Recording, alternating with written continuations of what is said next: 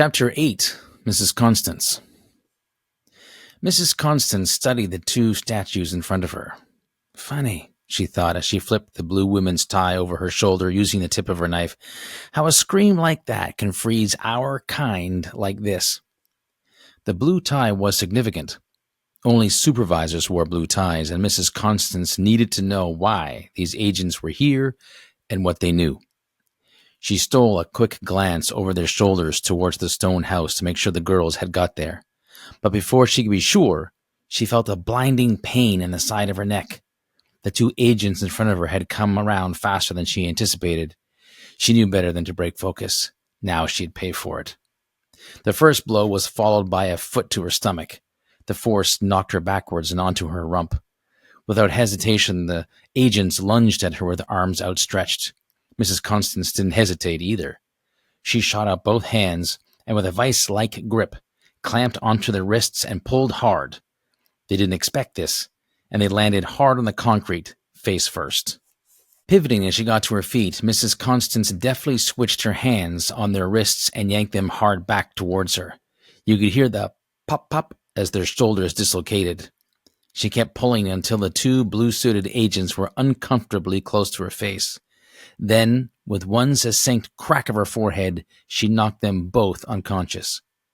She had to steady herself for a moment. It was a good move, but a little hard on the head. With a slow stretch of her neck, Mrs. Constance looked down at the two agents lying on the sidewalk. Still got it. She thought herself a smile. Her ears heard what came next, but her brain didn't register the source of the sound before her pain sensors exploded. Ah! Mrs. Constance fell to the ground and rolled over on her side.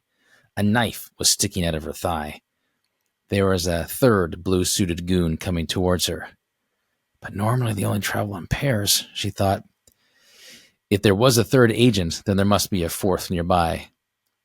Hello, love. The third agent loomed over her, smirking as he pulled the knife out of her leg with a twist.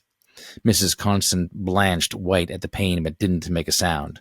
She just glared and took a short, quick breath to stay under control.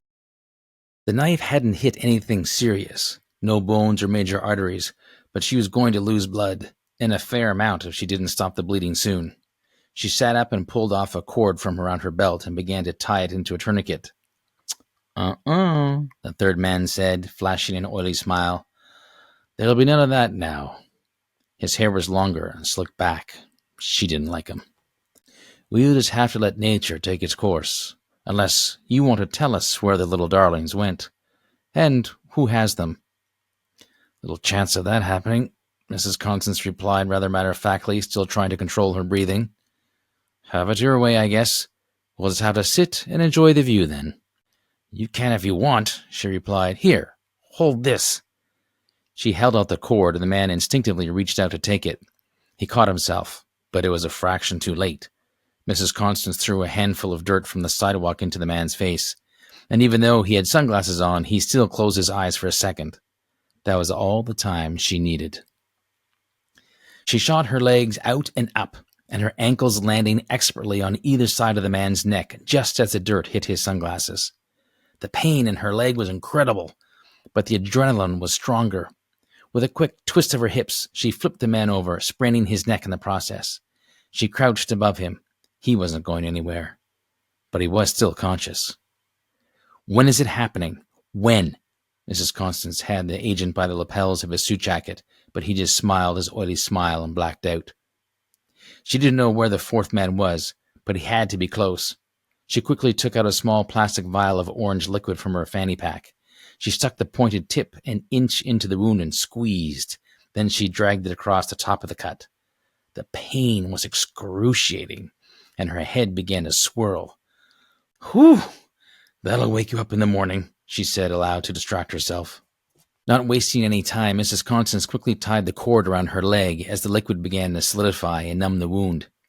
She grabbed the oily, smiling man by the back of his suit jacket and dragged him along the bottom of the hedge, launching him unceremoniously down the same path Abby and Sarah had come up just 15 minutes earlier. She could hear his limp body crumple and bounce off who knew what as it tumbled down the steep ravine. Though she was trained to remain neutral in such situations, she couldn't help enjoying the sound of his pinball-like descent. Mrs. Constance limped back to the sidewalk as the numbness started to set in. The other two agents were coming around. She knelt down and swiftly knocked them out again with the butt of her knife. Then she grabbed each one by an ankle and dragged them rather carelessly over to the path, where she sent them on their way down to join their friend. "Now, where is number 4? She mused, her eyes darting in every direction. Mrs. Constance weighed her options. She could look for the 4th agent and try to extract some information about when exactly things were going to happen, or she could return to the safe house and tell them what she knew so far. She didn't know much, but she did know that it had started, and it was time to put their own plan into play. Checking that nobody was watching, Mrs. Constance straightened her jacket and headed for the stone house at the end of the street. She tried to appear casual as she walked. 50 meters to go. "Mrs. Constance!" someone shouted. "Mrs. Constance!" Mrs. Cebulski stood on her front steps, waving desperately. She had been trying for years to get Mrs. Constance to join her youth-enhancing skim cream pyramid scheme. "Mrs. Constance, you're limping. A little arthritis setting in?" Yes, something like that," Mrs. Constance replied, trying not to wince at the throbbing in her leg. "Well, you're in luck. I've got a new line of herbal vitamins from Kenya that might help." "Kenya, is that so?" Mrs. Constance feigned mild interest, her eyes scanning the streets for signs of movement. "Yes, indeed. The marathon runners swear by it. How about I give you a few samples? I reckon we could make a small fortune selling them to all the old folks round here." Her eyes sparkled behind her thick glasses. Mrs. Constance almost let out a sigh of relief when she saw the 4th man appear around the corner on the sidewalk. He must have been covering the other side of the street. "Edna, I'm sorry to interrupt, but a bear has been spotted in the park, a big bear, and he is hungry and dangerous. You need to go inside and lock your doors." "Lock my doors? Can bears open doors?" "This one can. You best go now." Mrs. Cebulski had more questions, but Mrs. Constance was already on the move. Mrs. Cebulski thought. What a strange woman. She went back inside and locked her doors, for good measure. The driveway to the stone house was just feet away, but Mrs. Constance couldn't let the 4th man see her walk down it in case he figured out who she was. Right now, she was just a neighbor out for a walk, and she needed to keep it that way. Her leg was making it difficult to keep a normal stride, though. Mrs. Constance adjusted the zip of her jacket, hoping the movement would distract the agent from noticing the blood that was starting to seep through her pants and the cord tied around her thigh. The man looked up, and Mrs. Constance nodded to him pleasantly. As she had hoped, he'd acknowledged her with a greasy sort of smile, but kept walking. Mrs. Constance relaxed her shoulders. She would circle the block, cut through the woods, and use the secret entrance around the back of the house. Or at least, that was the plan. Mrs. Constance heard the man's footsteps stop behind her.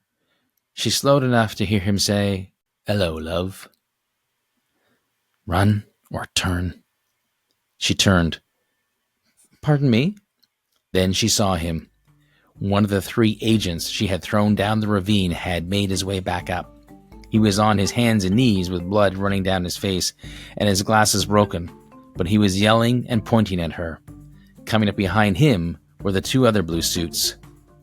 "Run," the voice inside her head was adamant. Well, I hope you enjoyed that chapter. There are plenty more to go, so make sure to like and subscribe so that you don't miss what's coming up next. There's a lot more to come.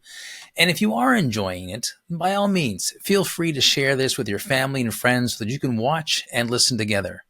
I'm Eric Jingles, the author of The Nomies and the Surface Protocol. Thank you so much for watching, and I'm looking forward to seeing you next time.